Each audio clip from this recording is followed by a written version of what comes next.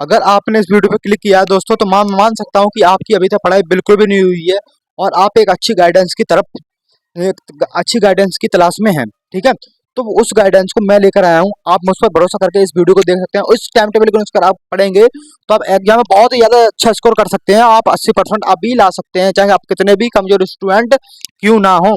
ये India best time table 2026 के लिए, 2026 में जो एग्जाम होने वाला है आपका यूपी बोर्ड का, उसके लिए बहुत ही अच्छा टाइम टेबल है। और उसके लिए बहुत ही ज्यादा आपको हेल्प करेगा ये टाइम टेबल। क्योंकि 5 बजे आपको फ्रेश हो सोकर उठ जाना है और 5 से 5:30 के बीच में आपको क्या हो जाना है, फ्रेश हो जाना है। क्या हो जाना है आपको? फ्रेश हो जाना है।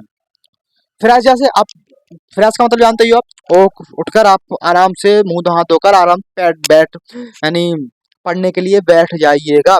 फिर 5:30 से 7 बजे तक आपको रीड टू हार्ड सब्जेक्ट जैसे फिजिक्स, केमिस्ट्री, बायोलॉजी, मैथ, इनमें से आप कोई भी सब्जेक्ट पढ़ सकते हैं। 5:30 से 7 के बीच में आपको 1.5 घंटा, 1.5 घंटे होता है, आप 30-30 मिनट आप 3 सब्जेक्ट को दे सकते हैं। जिसके पास बायो होगी उसके पास मैथ नहीं होगी, और जिसके पास मैथ होगी उसके पास बायो नहीं होगी। ठीक है, तो आप इसको 30-30 मिनट दे सकते हैं इन तीनों सब्जेक्ट में से आराम से। तो आपको बहुत ही अच्छा स्कोर यहाँ पर होने वाला है भाइयों, बहुत ही अच्छा स्कोर यहाँ पर होने वाला है। और 7 से 8 के बीच में आपको फिजिकल एक्सरसाइज कर लेनी है, आपको ब्रेकफास्ट कर लेना है। आपको जैसे घर में पशु वगैरह हैं तो आप पशु वशु देख सकते हैं, अपने सानी वानी लगा सकते हैं। अब हाँ, जो जो होती है आपका हाँ, चारा होता है उसको काट सकते हैं, कुछ भी कर सकते हैं आप, या पढ़ सकते हैं, कुछ भी कर सकते हैं। ब्रेकफास्ट इसी में करना है आपको। 8 से 2 के बीच में आपका स्कूल टाइमिंग रहेगा, क्योंकि स्कूल भी आपको जाना जरूरी है। स्कूल नहीं जाएंगे तो आपको प्रैक्टिकल नंबर कम मिलेंगे, प्रैक्टिकल नंबर भी लेना जरूरी है। ठीक है। हाँ, 2 से 3 के बीच में, यानी आप 2 से स्कूल आएंगे, 2 से 3 के बीच में आप रेस्ट करना है, क्योंकि रेस्ट तो बहुत ही जरूरी है भाई। क्यों रेस्ट जरूरी है? क्योंकि अगर आप रेस्ट नहीं करेंगे, बॉडी को आराम नहीं देंगे, तो आप अच्छी पढ़ाई आप नहीं कर सकते। ये आप समझिए इस बात को। ठीक है। फिर आप 1 घंटा रेस्ट करेंगे।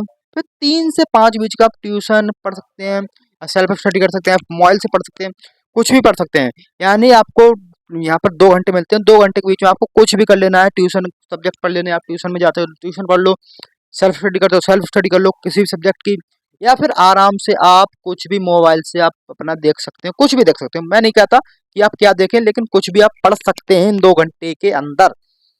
5 से 6:30 के बीच आप गो टू वॉक का मतलब होता है आप घूमने जा सकते हैं, आप अपना घर का काम कर सकते हैं, कुछ भी कर सकते हैं। 1.5 घंटा आपको मिलता है यहाँ पर 5 से 6:30 के बीच में, तो आप यहाँ पर कुछ भी अपना अच्छा काम कर सकते हैं, जिससे घर वाले भी प्रसन्न हो और आपको पढ़ाई करने में भी मजा आए। ठीक है।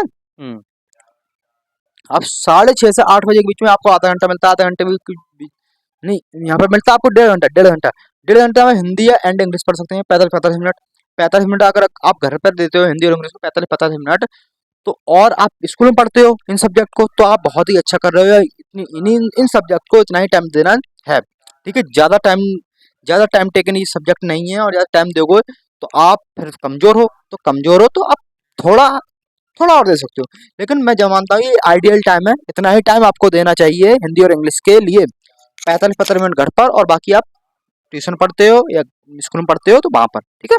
हाँ, 8 से 8:30 के बीच में आपको कितना आधा घंटा मिला, आधे घंटे में फिजिक्स पढ़ लो, केमिस्ट्री पढ़ लो, बायो, मैथ, इनमें से कोई एक सब्जेक्ट उठाओ और वो पढ़ लो। उसके न्यूमेरिकल लगा लो, उसकी डेरिवेशन कर लो, उसकी याद कर लो, उसको कुछ भी कर सकते हो आप जो आपको अच्छा लगता हो। ठीक है मेरे भाई। ठीक है। 8:30 से 9 बजे के बीच में आपको हैव डिनर, आधे घंटे में आपको डिनर करना है, आपको खाना खाना है। खाना नहीं खाएंगे तो आपको डिहाइड्रेशन हो जाएगा। आप आराम से खाना वाना खाकर फिर आराम से बैठिएगा। ये टाइम टेबल ऐसा है जो आपको 10 घंटे तक पढ़ाई करा सकता है आराम से, और आपका घर का भी काम निकाल सकता है, आपका भी आराम से जो करना चाहते हो वो भी कर सकते हो आप। ठीक है। 9 से 10 के बीच में आपको फिजिक्स, केमिस्ट्री, बायोलॉजी, मैथ, यानी 1 घंटा यहाँ पर मिलता है। इन सब्जेक्ट को आप कोई एक सब्जेक्ट उठा लीजिए, यहाँ पर आपने एक सब्जेक्ट उठाया, यहाँ पर पढ़ लीजिए। इन सब्जेक्ट को आपने सुबह भी पढ़ा, 1.5 घंटा या आधा घंटा दिया, तो आधा आधा घंटा इनको आराम से पढ़ते लीजिए, और आपको 1 1 घंटा सब्जेक्ट को मिल जाता है आराम से प्रतिदिन। और स्कूल में भी पढ़ लेते हो, ट्यूशन में भी पढ़ लेते हो आप। ठीक है।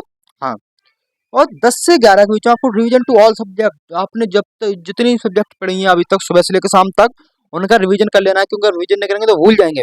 भूलना नहीं है आपको, रिवीजन याद बनाए रखना है, क्योंकि हमारा एग्जाम बहुत ही नजदीक आने वाला है, फरवरी में हमारा एग्जाम हो जाएंगे। तो हमको बहुत ही अच्छा अपनी तैयारी को लेकर चलना है। 11 से 5 के बीच में सो जाना है, क्योंकि 11 से 5 के बीच में आपको 6 घंटे मिलते हैं, और 6 घंटे की नींद जो होती है वो आइडियल नींद होती है, आइडियल। ठीक है, आइडियल। तो आप इसको आराम से सो सकते हैं, 6 घंटा आराम से प्रॉपर नींद लीजिए बस, ठीक है, और कुछ नहीं करना है। इस टाइम टेबल फॉलो करके आप भी अपने अच्छा स्कोर कर सकते हैं। अगर टाइम टेबल पसंद आया तो वीडियो लाइक कर देना, चैनल को सब्सक्राइब कर देना, और इस टाइम टेबल का आप स्क्रीनशॉट भी ले सकते हैं, स्क्रीनशॉट भी ले सकते हैं। ऐसे लो एक स्क्रीनशॉट, फिर इसके बाद इतना ले लो स्क्रीनशॉट, फिर इसके बाद इतना ले लो स्क्रीनशॉट, और फिर उसके बाद आप इतना ले लो स्क्रीनशॉट, ठीक है। हाँ, इस टाइम टेबल के अनुसार आप पढ़ेंगे तो बहुत ही अच्छा एग्जाम में करेंगे, ये मेरी गारंटी है। और wish you all the best.